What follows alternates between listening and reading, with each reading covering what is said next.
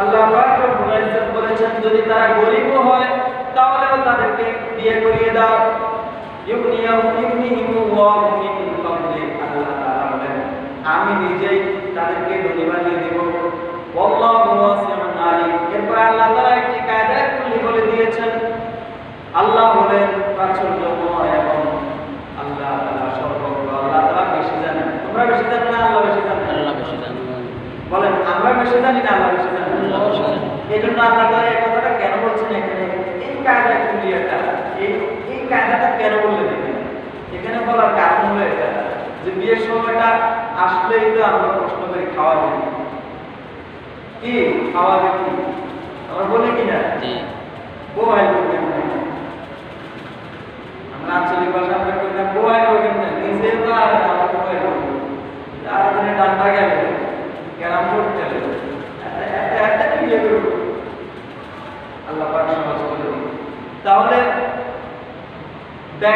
বেকারত্ব এগুলো সব জেলে ফেলে দিয়ে বিয়ে করাইলে তার যদি র্যাঙ্ক থাকে 10 এতে 9 নামে হইলেও কাম লাগে। এতদিন বলছে সেকেন্ড ক্যাটাগরি চাকরি লাগে, আমাকে বলছে বিয়ে হয়ে গেছে, না 8 ক্যাটাগরি বলছে। কথা বলছেন না? জি মিথ্যা সেকেন্ডের ক্যাটাগরিতে সময় নষ্ট করে লাভ নেই। কথা বলছেন না? একজন শুধু বিয়ের আগে একটা ভাব থাকে, শুধুর মধ্যে একটা জোশ থাকে, মনে করে আমার দিয়ে জানি কি হবে, মনে করে আমি জানি কত উপরে উঠবো, বিয়েটা হয়ে গেলে স্থির হয়ে যায় জীবন। তখন যে বিয়ে ওই যুবক চিন্তা ভাবনা করতে পারে যে না আমার তো এই পর্যন্তই শেষ, আমাকে এখান থেকে শুরু করতে হবে, আমাকে এখান থেকে শুরু করতে হবে। তো এইভাবে আল্লাহ তাআলা বরকত দিয়ে দেয়। উপরের র্যাঙ্কের কথা চিন্তা না করে একটু নিচে হলেও সে সেটেল হয়ে যাওয়ার চেষ্টা করে। এটা কখন হয়? যখন বিয়ে শাদী হয়। আর বিয়ের আগে যারা অদম্য প্রেরণার মালিক, যারা খুব প্রেরণা, যাদের ভিতরে খুব প্রেরণা কাজ করে, তারা না হয় বিয়ের আগে অনেক কিছু করে করতে পারে। নাইলে স্বাভাবিকভাবে আমাদের অধিকাংশ যুবকদের ক্ষেত্রে এটাই সত্য, বিয়ের আগ পর্যন্ত তারা ডনগুলো থাকে, তাদেরকে বিয়ে করিয়ে দিলে তারা কাজে লেগে যায়। এটাই হলো ছিল সত্য। নাইলে রাস্তার ধারে যাইয়া দোকানের পাশে ক্যারাম বোর্ড খেলবে, ক্রিকেট খেলবে, খাইব কে কাম করে কি করি, খাইব কে? এতে একদিন আজকে আমাদের সকালে চা আর 3 দিন তাস খেলে, কাম করে খাইব কে? এজন্য দায়িত্ববোধ আসতে হলে এই বিবাহ জরুরি, সংসারী হতে হলে বিবাহ জরুরি। এজন্য যুবকদেরকে বিয়ে করিয়ে দিন, তরুণদেরকে বলছেন। আল্লাহ পাক বলছেন ওয়ানকিহুল আয়ামা, যারা সিঙ্গেল তাদেরকে বিয়ে করিয়ে দেন। এটা আমি বলছি না, আল্লাহ বলছেন। হ্যাঁ, যারা সিঙ্গেল তাদেরকে বিয়ে করিয়ে দাও। ইয়াকুনু ফুকারা, যদিও তারা দরিদ্র হয়, যদিও তারা কি হয়? দরিদ্র হয়। ইউনিহিমুল্লাহু মিন ফাদলি, ধনী বানিয়ে দেন। কে বানাবেন? আল্লাহ। কে বানাবেন? এবার আসেন বিয়ের উপকারিতার কথা আল্লাহ হাবিব বলছেন। ইয়া মাশারাশ শাবাব মান ইসতাতা মিনকুমুল বারা, হে যুবকের দল, তোমাদের মধ্যে যারা বিয়ের কাজে সক্ষম, সক্ষমতার কয়টা অর্থ? ওখানে আগের যে আয়াতটা পড়েছি এর পরের আয়াতে সক্ষমতার কথা আসছে, এখানে হাদিসেও আসছে। মান ইসতাতা মিনকুমুল বারা, বিবাহের দায়িত্ব পালনে কে সক্ষম? যে সক্ষম তাকে বলছেন পালিয়াতা যাওয়া, সে যেন বিয়ে করে দেয়। সে যেন কি করে? এখন কি কি দায়িত্বটা কি কি এই বিষয়ে আমরা পরে আলোচনা করব। হ্যাঁ, ফাইন্নাহু আ'আদু লিল বাসারি, কেননা বিবাহ চক্ষুকে সংযত করে, কি করে? চক্ষুকে সংযত করে। আর রাস্তার পাশে খাড়া খাড়া করে না যে কবুতর চাই কি কয় না, এগুলো সত্য। আমি তো মাদ্রাসার ছাত্র, সবাই তো মাদ্রাসার ছাত্র না। আমি আমার গ্রামের বাবা স্কুলে যারা পড়ে তারা কি আমার সব চলে কবুতর কোনায় ওই যে গেলে বিয়ে বাড়ি কবুতর এই কবুতর চাওয়া হয়নি, আমাদের চক্ষু দিচ্ছে আল্লাহ। এই কবুতর দেখার জন্য আমার চক্ষু দিচ্ছে।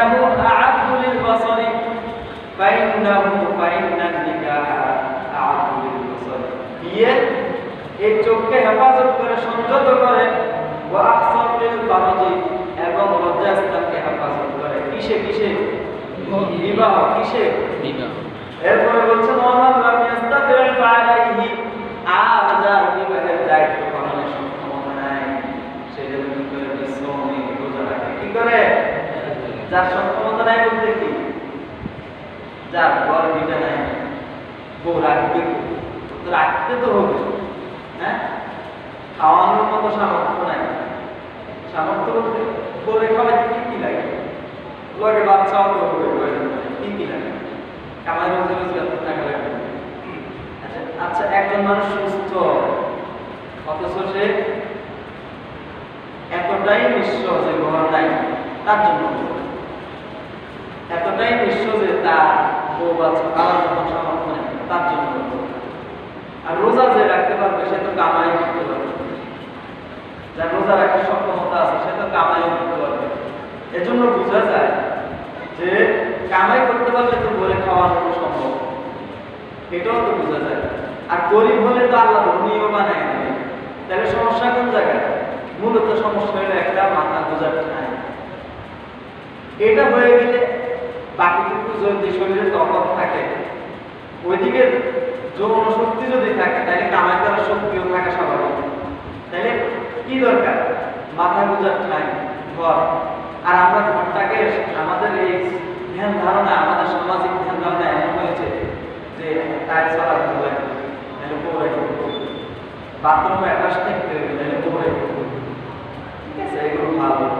কিন্তু এগুলো থাকতেই হবে এমন কোনো শর্ত নাই খুব ভালো ভালো লাগবে এমন কোনো শর্ত নাই আমরা এগুলো কঠিন করে ফেলেছি আমরা যারা এই চিন্তাধারাগুলো তৈরি করেছি এই জন্য আমরা দায় আল্লাহ তাআলার কাছে দায় এই জন্য আমাদেরকে এই সামাজিক ধ্যান ধারণাগুলোকে সহজ করে দিতে হবে যুবকদের জন্য এই বিষয়গুলোকে সহজ করে দিতে হবে মোহরকে আমরা 5 লাখ 10 লাখে নিয়ে গেছি এটাও কিন্তু কঠিন হয়ে গেছে অপরদিকে আমরা কি করেছি আমরা যৌতুককে বাড়িয়ে দিয়েছি একদিক থেকে মোহরকে বাড়িয়ে দিয়ে ছেলেদের জন্য কঠিন করে দিয়েছি অপরদিকে যৌতুককে বাড়িয়ে দিয়ে যৌতুকের বাড়ানো না যৌতুক সৃষ্টি করে পরে প্রত্যার জন্য কঠিন করে দিয়েছি এই বিয়েকে যে আমরা কঠিন করেছি এটা আল্লাহ পাকের পক্ষ থেকে বিয়ে কঠিন ছিল আল্লাহ তাআলা লা ইউকাল্লিফুল্লাহু নাফসান ইল্লা উসআহা এই আয়াতের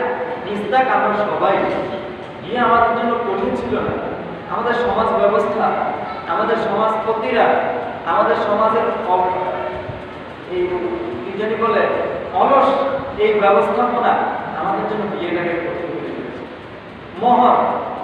মোহর লাগবে একটু মাথা বোঝার ঠাঁই লাগবে কামাই করার মতন শক্তি লাগবে হ্যাঁ শারীরিক যে সক্ষমতা বিবাহ করার জন্য মেয়েকে সুখ দেওয়ার জন্য সেটাও তো লাগবে এগুলো হলেই তো হয় এগুলো নাই কেমন বলেন দৈনিক 300, 400, 500, 1000 টাকা কামাইতে পারবে না কে আছে বলেন কোন যুবক আছে যে তাকে বিবাহ করতে 30 বছর অপেক্ষা করতে হবে 30 বছর পর্যন্ত ধৈর্য ধারণ করতে হবে 35 পর্যন্ত ধৈর্য ধারণ করতে হবে এই ধ্যান ধারণা থেকে বের হয়ে এসে এই যুবকদেরকে বিয়ে করিয়ে দেওয়া উচিত কেন উচিত হাদিস শরীফের মধ্যে এসেছে আল্লাহ হাবিব বলেছেন আন-নিকাহু মিন সুন্নতি বিবাহ হলো আমার সুন্নাত কামান লাম ইয়ামাল বিসুন্নতি যে আমার সুন্নাত অনুযায়ী আমল করে না ফালাইসা মিন্নি সে আমার উম্মত নয় ওয়া তাযাওয়াজু ফাইন্নি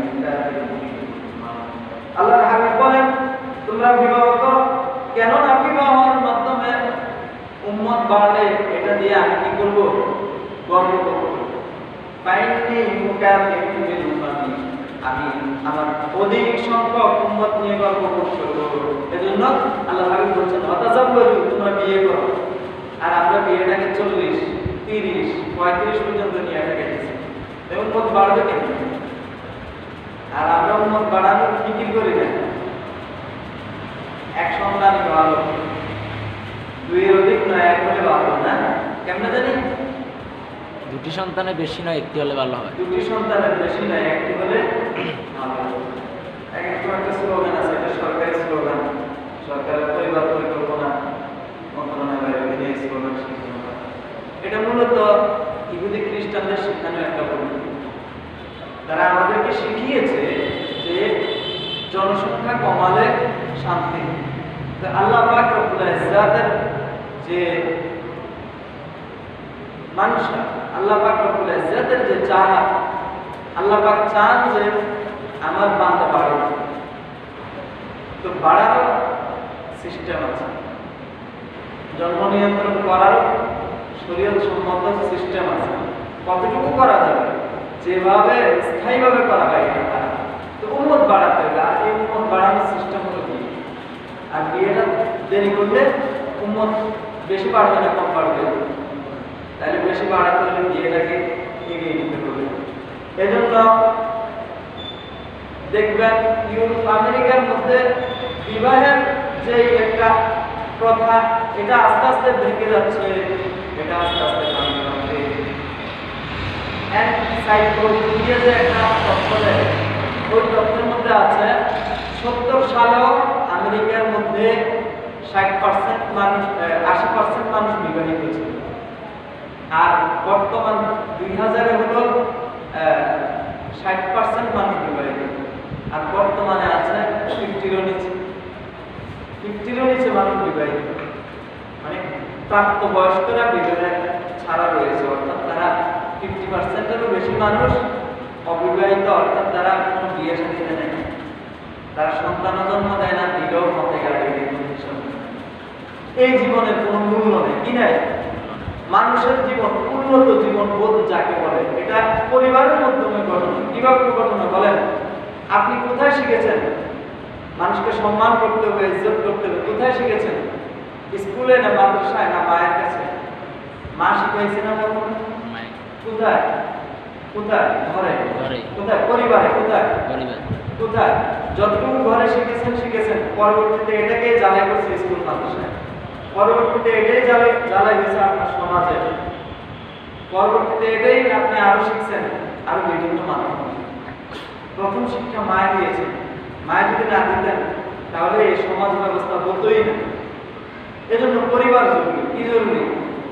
এখন আমাদের দেশের মধ্যে নারীবাদী বলে আর কি, তথাকথিত নারীবাদীরা বিবাহের বিপক্ষে নারীদেরকে ফুসলায় যে সম অধিকারের নাম দিয়ে মহিলাদেরকে বিবাহ থেকে, ঘর থেকে বাইর করার প্রক্রিয়া চালাচ্ছে। এসব থেকে আমাদেরকে সোচ্চার থাকতে হবে। আমরা মা বোনদেরকে গৃহিণী বানিয়ে রাখতে চাই, এটাই ইসলামের দর্শন। কি ইসলামের দর্শনে ইসলাম এটাই চায় যে নারীরা ঘরে থাকবে, ঘর গোছাবে, আর স্বামীরা কি করবে? কামাই রুজি রোজগার করে খাওয়াবে। ইসলাম এটাই চায়। এই জন্য খুব খেয়াল করবেন, ইউরোপ আমেরিকার মতো আমাদের দেশের মধ্যে কিছু কিছু জায়গায় শহর কেন্দ্রিক দেখবেন বিবাহ ভাঙছে, বেশি বেশি বিয়ে ভাঙার একটা প্রবণতা তৈরি হচ্ছে, অশান্তি শুরু হচ্ছে।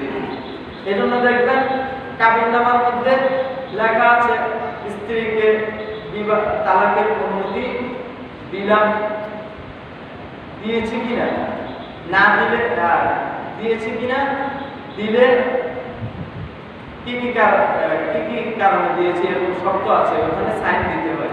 ওইটা কাজীরা নিজেদের মতো করে পূরণ করে নেয়, যাতে করে বিবি নিজে থেকে ডিভোর্স নিতে পারে, এজন্য খুব সতর্ক। ওখানে বিবাহজাত স্ত্রীরা না ভাঙতে পারে, এজন্য লিখে রাখতে হবে। মা বোনরা আছে বিয়ের নাম ব্যবহার করতে হবে। এজন্য খেয়াল করবেন, আপনারা সকলেই খেয়াল করবেন বিষয়গুলো। কাবিননামার মধ্যে যে এই শর্তগুলো আছে, এগুলো লেখার ক্ষেত্রে লিখবেন যে স্পষ্ট করে লিখবেন দেওয়া হয়নি, অথবা যদি দিয়ে থাকেন কোন কোন শর্ত দিয়েছেন এগুলো লিখবেন, আপনার মতো করে আপনি লিখবেন, তবে না দেওয়া ভালো। এই ক্ষমতা কার? আল্লাহ তাআলা স্বামীকে দিয়েছে। কাকে দিয়েছে? স্বামীকে দিয়েছে। এজন্য বিবাহের ক্ষেত্রে যে বিষয়টা সবচেয়ে বেশি গুরুত্বপূর্ণ সেটা হলো বিবাহ হলে মানুষের শারীরিক ও মানসিক প্রশান্তি আসে, বিবাহের বরকত হয়, ধনী হয়ে যায় মানুষ বিবাহের পরে, বিয়ের আগে মানুষের বরকত যেটা হওয়ার সেটা হয় না, সেটা খামখেয়ালিতে চলে যায়। আর বিয়ের পর সে হিসাব করতে শুরু করে আর বিবাহের ক্ষেত্রে সবচেয়ে বেশি জরুরি হলো আমাদের দেশের এই বিবাহের অনুষ্ঠানগুলোতে মানুষ যে ভুলগুলো করে সেগুলো হলো বিবাহের যখন প্রস্তাব আসে, প্রস্তাব দেওয়া হয় এক পক্ষ আরেক পক্ষের সাথে আলোচনা করে, তখন কি করে মিথ্যা মিথ্যা কথা বলে। মিথ্যা মিথ্যা ছেলের এই আছে, ছেলে অমুক পাস তমুক পাস, পরবর্তীতে দেখা যায় যে সব ভুল। এই মিথ্যা বলা যাবে না, আর সত্য লুকানো যাবে না। যে সত্য পরবর্তীতে প্রকাশ পেলে বিবাহের মধ্যে ফাটল ধরবে অথবা মনোমালিন্য হবে অথবা সমস্যা হবে, এই সত্য লুকানো যাবে না আর মিথ্যা বলা যাবে না। এক। 2 নাম্বার হলো ছেলে মেয়েকে দেখবে, ছেলের পক্ষের অন্য কোনো পুরুষ মেয়েকে দেখতে পারবে না। খেয়াল করেন, এই ভুলগুলো সমাজের মধ্যে হয় কিনা? এই সব পুরুষরা খেয়াল করেন, জীবনে কোনোদিন অন্যের বউ দেখবেন না। বলেন কে কে অন্যের বউ দেখবেন না? হাত তোলেন, বুড়ারাও তোলেন। আল্লাহ কবুল করো। অন্যের বউ দেখবেন না বলেন, ছেলের বউ দেখবেন না, বিয়ের আগে দেখবেন না বলেন, ভাইয়ের বউ দেখবেন না বলেন, শালার বউ দেখবেন না বলেন। হ্যাঁ, আল্লাহ কবুল করো, আল্লাহ এই ভাইদেরকে কবুল করো। ছেলে মেয়ে দেখবে, আর কেউ দেখবে না। আর ছেলেকে মেয়ের কোনো মেয়ে পক্ষের কোনো মেয়ে দেখবে না, ছেলেকে মেয়ে পক্ষের কোনো মেয়ে দেখবে না, মেয়ে ছাড়া ছেলেকে। অর্থাৎ ছেলের মেয়ে দেখতে গেছে, ওখানে মা বোনরা শুনবেন, পর্দার আড়ালকে উঁকি দিয়ে দেখবেন না। মা বোনরা আসমাকে যখন করেন, ছেলেকে দেখবেন না। বিয়ের আগে ছেলেকে দেখবেন না। আপনার মেয়ে বিয়ে দিবেন, আপনার দেখার অনুমতি নেই। মা বোনরাও খেয়াল করবেন, আপনি মেয়ের বিয়ে দিবেন তো ছেলেকে দেখার আপনার অনুমতি নেই। দেখতে পারবে কে? শুধুমাত্র ওই মেয়েই দেখতে পারবে, অন্য কোনো মহিলা দেখতে পারবে না। এই বিষয়টা খুব খেয়াল করবেন, কেউ এই জিনিসটা করবেন না। যৌতুক বন্ধ করতে হবে। মেয়ে পক্ষের উপর চাপাচাপি কত ভাবে হতে পারে। ঘর তো করছি, ঘরটা একটু খালি খালি আছে, ঘরটা একটু খালি খালি আছে, আর বাকি সব হয়ে গেছে। ঘরটা একটু খালি খালি লাগে, অনেক বড় ঘর, কি বলে কিচ্ছু কয় না। একটা ঘর করছি, অনেক বড় ঘর, অনেক বড় ঘর করছি, অনেক বড় ঘর, অনেক সামান লাগবে করতে, অনেক সামান লাগবে। এগুলো কিন্তু যৌতুক চাওয়ার নামান্তর, এগুলো যৌতুক চাওয়ার একটা মান। কেউ কৌশলগুলো করবেন না। যৌতুক সরাসরি তো চাইবেনই না, কোনো বাহানা দিয়েও চাইবেন না, যৌতুক থেকে বের হয়ে আসতে হবে। ওই যে একটা গজল গান, সুখের ঘরে দুঃখের আগুন কে জ্বালাইয়া দিল হায়, আরে কে জ্বালাইয়া দিল হায়, কে জ্বালাইয়া দিল হায়। ওই যে আরে আমি তো পুরাটা মনে নেই, যাক মানে উদ্দেশ্য হলো চায় যৌতুক চাইয়া ঘরের মধ্যে অশান্তি লাগেছে, যৌতুক দিয়ে বিয়ে করে অশান্তি লাগেছে। গজলটা পেতে পারলে ভালো লাগবে, একটা কলি পেতে পারলে বুঝতেন যে কি অবস্থা। যাই হোক, এই যৌতুক আপনার অশান্তি নামিয়ে আনবে। কি আনবে? অশান্তি নামিয়ে আনবে। এরপরে মহর সামর্থ্যের ভিতরে হতে হবে। ছেলের সামর্থ্যের বাইরে মহর ধরবেন, আদায় হবে না, গুণা হবে। আদায় হবে না, কি হবে? ছেলের সামর্থ্য 1 লাখ, ধরলেন 5 লাখ, গুণা হবে। কি হবে? ছেলের সামর্থ্য 3 লাখ, ধরলেন 10 লাখ, কি হবে? গুণা হবে। এজন্য মহর সামর্থ্যের মধ্যে হতে হবে। আর সামর্থ্যের মধ্যে করতে গিয়ে আবার মেয়েদের ঠকানোর চিন্তা করেন না। মেয়ের জন্য এটা সম্মানজনক হতে হবে। কি হতে হবে? এবারে মহরের ব্যাপারে আলোচনা করতে গেলে বলতে হয় সর্বনিম্ন মহরের পরিমাণ হলো 10 দিরহাম। কত বলেন? 10 দিরহাম। কত? 10 দিরহাম মানে হলো 3.3 তোলা, 3.3 ভরি রূপা। কত টাকা হিসাবে কত আসবে? 600 করে হলে কত বলেন? 2500 টাকার মধ্যে সব। এই তো 2500 হয় না। এটা হলো মহরের সর্বনিম্ন পরিমাণ। কিন্তু সম্মানজনক মহর কোনটা দিতে পারে? মহরের পাবে একটা সম্মানজনক মহর। রাসূলের মেয়েকে বিয়ে দিয়েছেন আলী রাদিয়াল্লাহু তাআলা সাথে যখন বিয়ে হয়, তখন মহরে ফাতেমি যেটা হয়েছে, যেটা যে মহরটা নির্ধারণ হয়েছে সেটাকে মহরে ফাতেমি বলে। এই মহরে ফাতেমি সম্মানজনক। এই মহরে ফাতেমি কতদূর? অনেকগুলো বর্ণনা আছে। সর্বোচ্চ বর্ণনা হলো 150 তোলা রূপা। কত? 150 তোলা রূপা। এই 150 তোলা রূপার বর্তমান রেট আসে প্রায় 80 থেকে 90,000। এটা সম্মানজনক একটা, এটা কি সম্মানজনক একটা মহল। এখন বর্তমান পরিস্থিতির কারণে যেহেতু সংসার ভাঙনের একটা প্রেক্ষাপট আছে, এই কারণে হ্যাঁ মেয়েদের জন্য মহর একটু বাড়ায় ধরা, ছেলেরা যদি তালিমালি না করে দিন আমার জন্য, এই জন্য একটু বাড়ায় ধরা, এটাও খেয়াল রাখবে। আবার ছেলের সামর্থ্যের বাইরেও যেন না হয় যে এত বেশি ধরে দিলাম যে একেবারে আটকায় দিলাম ছেলেদের, এটাও যেন না হয়, সামর্থ্যের ভিতরে থাকা। এরপরে অনুষ্ঠানে অশ্লীলতা না করা, বেপরদা না করা, অশ্লীলতা বেপরদা না করা। বিবাহের অনুষ্ঠানে স্বল্প খরচে অলিমা করা। কি করা? বিবাহের খরচটা কি করেন? একটা বিয়েতে খরচটা কি? অলিমার খরচ। আর কোনো খরচ আছে বলে মনে হয়? আর কি খরচ আছে? সাজগোজ। আর কি খরচ আছে? মহারানা। এই তো আর কি খরচ? যাতায়াত খরচ না? বিবাহের খুব যাতায়াত খরচ আছে। কোথেকে আসে? ওই যে 150-200 হয়ে যায়, এটা তো জায়েজই নেই। মেয়ের বাড়িতে মেয়ের বাবাকে কষ্ট দিয়ে মেহমানকে নিয়ে খাওয়া, এটা তো জায়েজই নেই। এটা কি নাই? খাবেন 150 না? মেয়ের বাবাকে আইতাম নয়, ও দুজনে ভালো আইতাম না বই না। মেয়ের বাবা আবার চালাক, পারতাম না, কথা বলি না। বাকি এই পরিস্থিতি যে এখন আমার তো লোক নাই, এতজন মানুষের আমি 70 জন হলে এটা সুন্দরভাবে সামাল দিতে পারি। মায়ের বাবা চালাক, কিন্তু কই যে হাঁটি যায় কই তো আর না যে ভাই 150 জন খাবেন কেন? আর তো মাল নাই। মায়ের বাবা চালাক, কইও আমার লোক নাই, এটা এত করা কষ্ট। আমি 70 হারি কেউ মাঝদিন একটা কথা কই দিব না, 120 জন আর কথা এদিকে কইও না। এটা কি এ দর কষাকষি? এটা কি না যায়? এটা কি মেয়ের বাবা যদি একেবারে অন্তর ফ্রেশ করে যদি একজন খাওয়ায়, একজন না খাওয়াইলে নাই।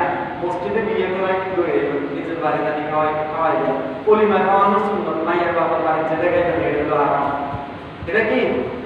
এটা কয় টাকা? কয় না, কয় না। এ আমার মুসলিয়ানকে মনে হয় এই বিধানগুলো, এই যে বিধানগুলো ইসলামের, এগুলো মানতে ভাই কোনো বলি মানতে না। কথা বলে মানতে ভাই মাননি। ছেলে মেয়ের বাপের বাড়ি যে খাইবেন কোন টাকা? দরবার যে খাইবেন না মসজিদে বিয়ে পড়ায় বাড়ি লইয়াই তারপর নিজের বাড়ি খাওয়াইবেন? কোন কার বাড়ি খাওয়াইবেন? কার বাড়ি? মেয়ের বাপের বাড়ি যেটা খাইবেন এটা যৌতুক। এটা কি? এটা যৌতুক।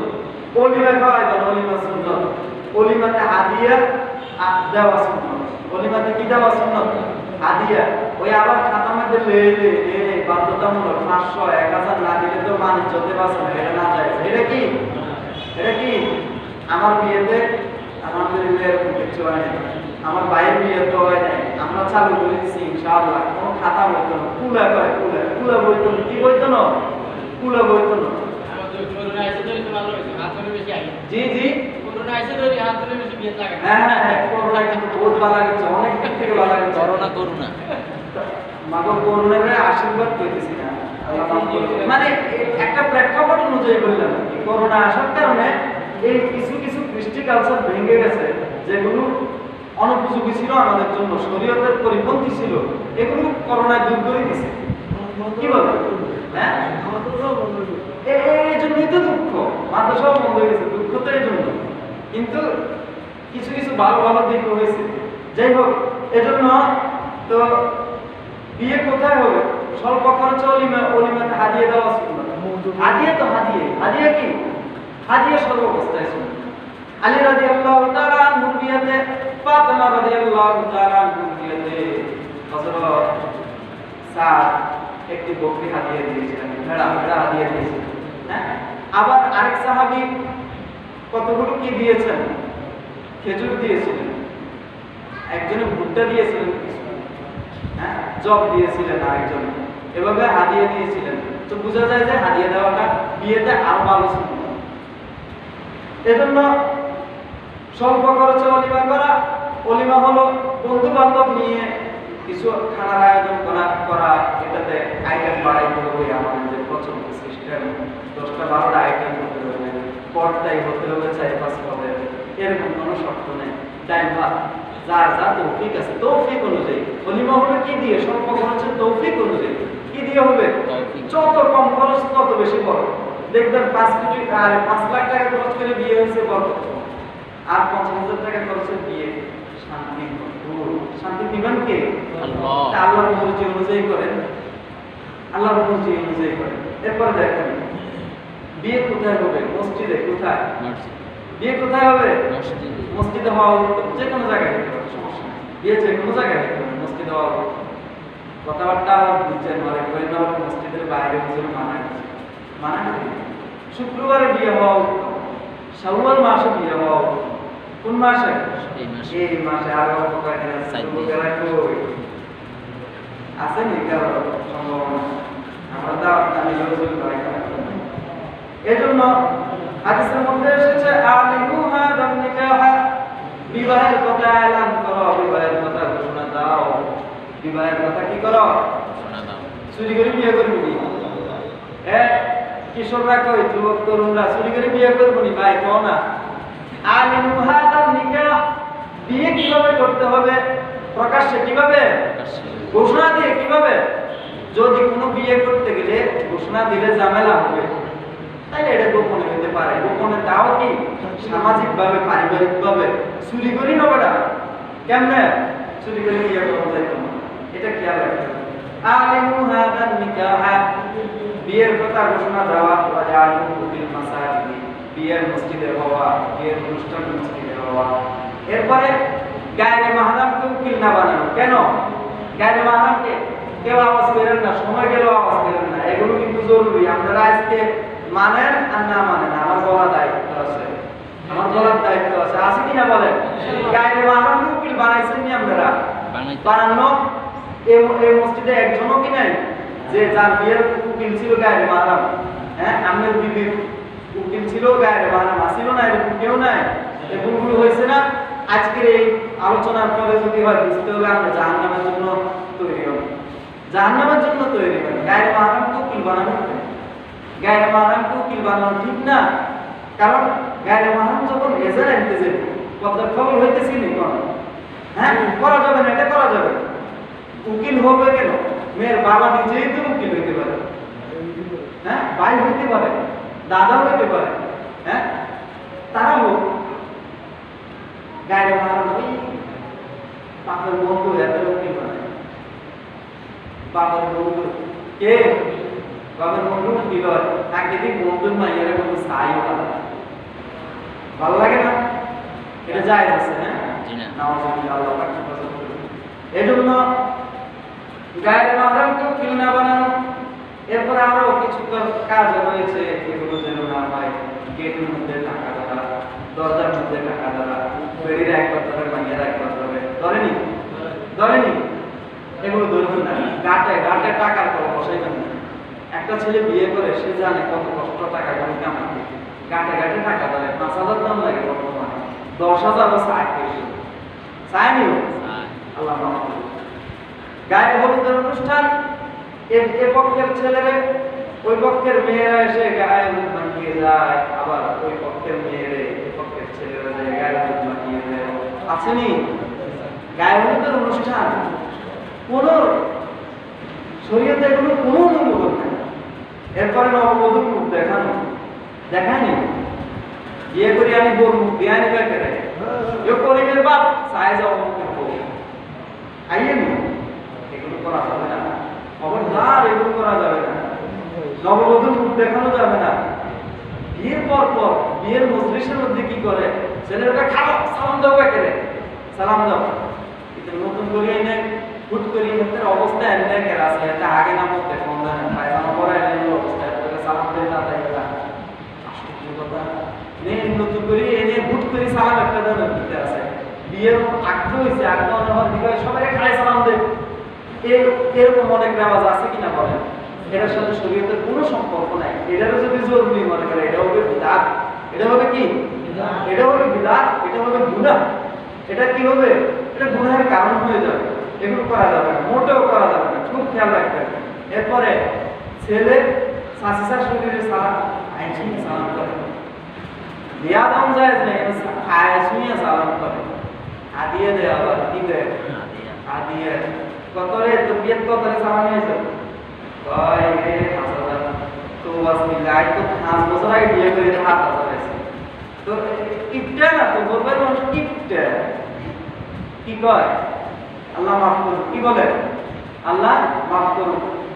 চাচি শাশুড়ির সাথে দেখা দেওয়া যায় আছে, মামি শাশুড়ি জেঠি শাশুড়ি যায় আছে, যায় নেই, এগুলো পায়ের শুনে সালাম করে। বিয়ের একদিন পরে 2 দিন পরে কারোর বিয়ের দিনও করে না। খাইলে বউর লগে যখন প্রথম সাক্ষাৎ এদিন নিচি নি খাওয়া, চাচি শাশুড়ি খাওয়াই দেয়, আলি খাওয়াই দেয়, জ্যাঠা খাওয়াই দেয়, দেয়নিও কি ওইটি করবেন নি? হ্যাঁ কয় না, যুবকরা কয় না, সালাম করবেন নি? হ্যাঁ এরপরে কি করে? নববধূ চাচা শ্বশুরে সালাম করে, পায়ের শুনছি, জ্যাঠা শ্বশুরে সালাম করে, মামা শ্বশুরে সালাম করে, যায় আছে নি?